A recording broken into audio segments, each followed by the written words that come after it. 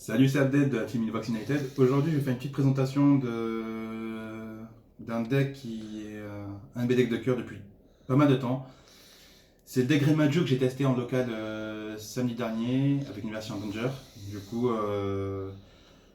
j'ai fait un local où j'avais joué contre des decks assez méta. J'ai fait 2 victoires et une défaite sur un petit tournoi. Mais la dernière défaite, enfin la défaite, c'était sur un gros miss de ma part sur mauvais calcul, 1000 points de vie, alors que j'avais OTK, mais bon. C'est des erreurs qu'on préfère faire en local plutôt qu'en gros tournoi. Donc je vais commencer par la présentation. On va commencer par les monstres. Hop, Bon déjà, le token Nibiru toujours le même. le beau. Le meilleur. Ok, donc la star du deck, Galmaju. 400 points d'attaque pour chaque carte bannie, et des fois ton adversaire, quand il ne sait pas, il te demande d'utiliser toutes tes cartes bannies. Du coup, en général, tu le laisses ou si tu le connais, ben, tu lui dis non, c'est que les miennes. Ce serait bien que ça ait toutes tes cartes, mais bon, on peut pas trop lui demander. On a Gizmek, qui est vraiment un gros starter limite. C'est un starter parce qu'il permet de s'invoquer en bannissant 8, il te fait ça quand tu veux, où tu veux, puis mon cimetière. C'est un coup de bannir 8, du coup c'est là où il est fort, c'est un niveau 8, c'est un ténèbre, du coup il rentre dans toutes les cartes de pioche que j'ai. Donc il est vraiment incroyable. Ensuite sur la base Danger, je joue 3 Bigfoot qui cassent les phases recto quand il est faussé. 3 Thunderbird qui cassent les verso quand il est défaussé. 3 Gopogo il est considéré comme une carte nulle, mais dans ma version il est fort. Je vous montrerai parce qu'il y a une carte qui permet de le rendre fort. Ensuite en voie 9 on va jouer Nessie parce qu'il est limité à 1. Chupa parce qu'il n'est pas limité, mais bon, de base je l'aime pas trop, mais bon, il est intéressant. Et Jackalope qui est limité à 1 aussi. Je joue pas Tsushi parce que il a 1200 attaques, il a même, je sais même plus quoi, enfin, il a des mauvais stats et puis c'est un niveau 3, il se spé tout seul, mais bon, il met pas dans mes combos.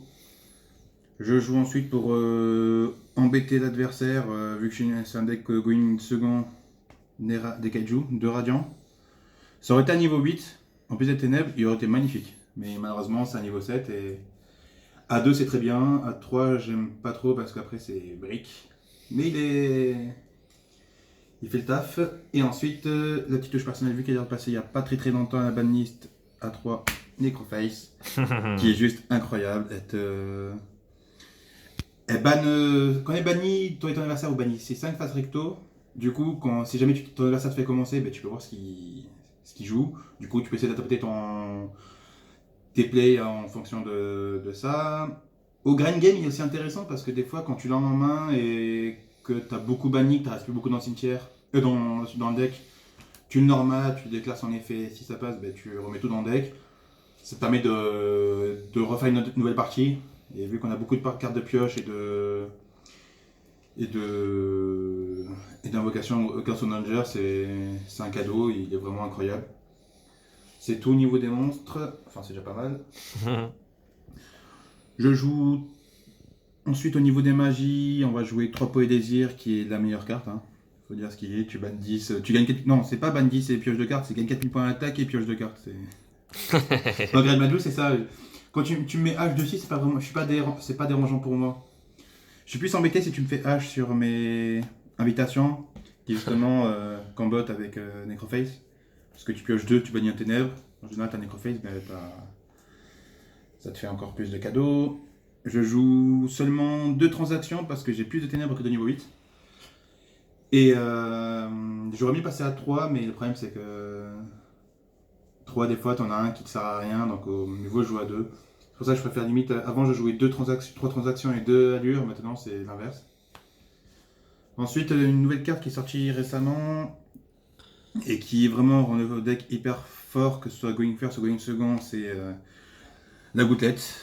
Parce que negate à peu près tout. C'est un Dark Ruler No More, mais en meilleur. Parce que là où elle remplace Dark Ruler No More, c'est que Dark Ruler No More, tu pouvais negate, mais t'avais pas OTK. Alors qu'avec elle, j'ai accès à OTK. Bon, l'inconvénient, c'est que c'est pas vraiment. Tu défausses pas, du coup, ça trigger pas tes effets de danger, mais c'est quand même une très bonne carte. Faut dire ce qu'il est, sauf tellement de. Quand ton adversaire il joue synchro, tout ce qu'il veut, il sort tous ses negates, tu te dis bon, ben, drop net et c'est fini.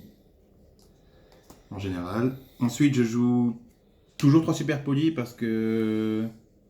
Mais là, faut dire ce qu'il est vraiment polyvalent parce que soit tu peux prendre les monstres adversaires, soit vu que Grima joue, je l'invoque pas si souvent que ça, je joue souvent avec mes Dangers ou avec mes Xyz. Je l'utilise avec les targets que je vous montrerai après. Pour faire OTK, ça m'est déjà arrivé d'avoir deux Dangers, de taper, et après de faire super poli, invoquer un Starving Venom ou un Dracostapelia et achever mon adversaire. Voilà.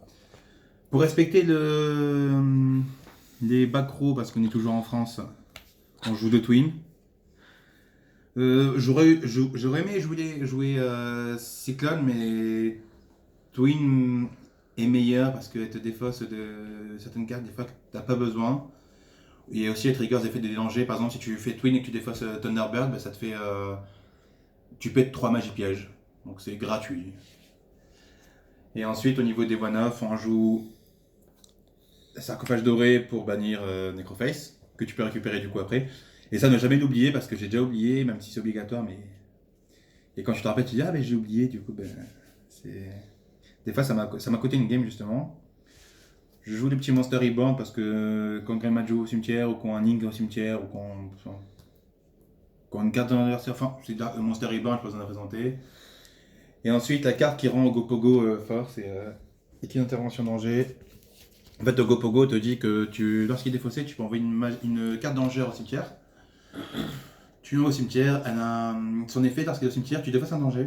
Tu la mets entre du deck et tu touches une carte. Donc non seulement ça trigger le danger que tu défausses, mais en plus tu draw un.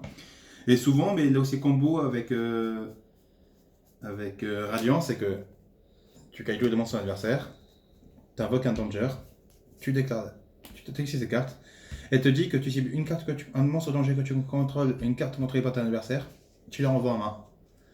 Ça m'est déjà arrivé de faire kaiju, faire monster équipe d'intervention danger, je récupère, je re-kaiju, parce que c'est une fois par tour et voilà. Et après de vider le bas adverse. Et après tu peux jouer parce que souvent tu peux kaiju, la plupart du temps tu kaiju des dragons parce que c'est pour l'instant pour moi l'une des meilleures cartes du format ou des Boros Savage, enfin des negates adverses. C'est assez intéressant et c'est pas mal. Ensuite au niveau de l'extra, alors j'ai quelques proxys parce que j'ai des cartes qui sont pas encore arrivées, qu'on m'avait prêté ce week-end mais que j'ai dû rendre. Donc, première proxy sera pour Hip Mascarena, que vous devez connaître, qui demande de monstre. C'est un link 2 qui demande de monstre non lien et qui permet de faire une link durant tout ton adversaire. Du coup, en target, tu as Phoenix et Licorne. Et dans un moindre mal, c'est Ouroboros avec la nouvelle. Avec l'Errata. Elle est encore meilleure que la nouvelle Errata parce que maintenant elle revient durant chaque stand-by. Et souvent, quand tu la réinvoques, tu la mets au milieu et dit que aucun joueur ne peut invoquer de monstre dans un extra. En général, son adversaire joue beaucoup de link. Bon, maintenant, moins avec la MR5, mais c'est toujours embêtant. Si l'adversaire a besoin de repartir sur des links. Donc, ça c'était pour les targets avec Hip. On joue 4 X6. On joue Jingirsu parce qu'il envoie au cimetière et qui permet de protéger. Sanafon parce que il te permet de pêcher l'adversaire. Enfin, aucun joueur ne peut invoquer spécialement depuis le cimetière. Il est toujours fort.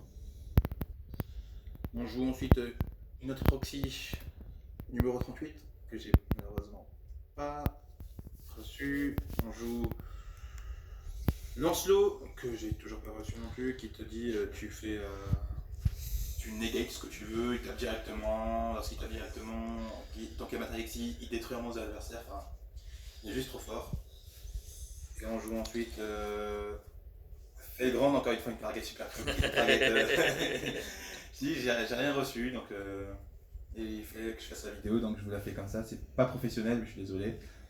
Et du coup Felgrand qui dit que tu lâches un matériel et tu cibles une carte sur le terrain, tu annules ses effets mais il n'est pas affecté. Du coup, c'est sympa quand ton adversaire il sait pas jouer autour. Et après, ça va être que des targets à super poli. On va jouer Draco Strategia face pour Dragoon. Starring Venom pour Dragoon. Et pour Messenger aussi. On va jouer Trif pour Dragoon.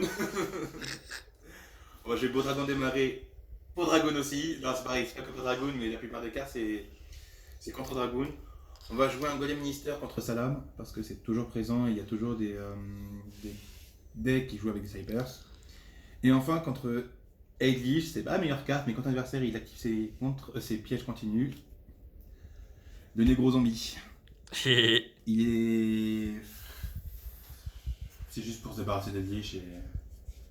C'est que j'avais la place dans l'extra, du coup je suis en train de tester, j'ai pas encore eu l'occasion de jouer contre Eidlich, j'ai eu l'occasion de tester, mais ça peut être intéressant. Et ensuite au niveau du side, alors c'est pas un side, enfin, en général Necrofeuille on fait jamais de side, avec, enfin en fait c'est en fonction de la méta. Et moi c'est des cartes que je trouve que quelle que soit la méta, c'est des cartes qui sont vraiment importantes dans le deck. Donc je commencerai par 3 Callby parce qu'on est sensible au one trap et à l'Ancea. On joue 3 Arcanemy parce qu'on joue que des monstres de non, enfin d'attributs de types différents, du coup c'est là où ça peut plus embêter l'adversaire et nous ça ne nous embête pas. Et la meilleure carte pour moi de side, zone de dimension parallèle qui bannit tous les monstres qui sont envoyés au cimetière. Et c'est là où cette carte est forte parce que ce soit contre Eidlich, contre Dragma, contre Invoke, contre Salam, enfin contre quasiment tous les decks de la méta. Quand ils n'ont pas accès à la monstre au cimetière, ben, ça arrête des tours. Voilà, donc c'est tout ce que j'avais. Enfin, c'est tout dans le site. Après, bien sûr, c'est toujours un site à modeler. Et en fonction de la méta, c'est toujours. Faut toujours faire des métacalls et voir ce qui est joué. Et sinon, ben, c'est un deck qui est axé going second, pardon. Mais qui permet d'avoir des cartes de going first, justement, dans le site. Bon, voilà, c'est à peu près tout. Et il y aura 2 decks profiles qui vont sortir prochainement. On vous tiendra via la page de la Team Invox United qu'on a créée récemment.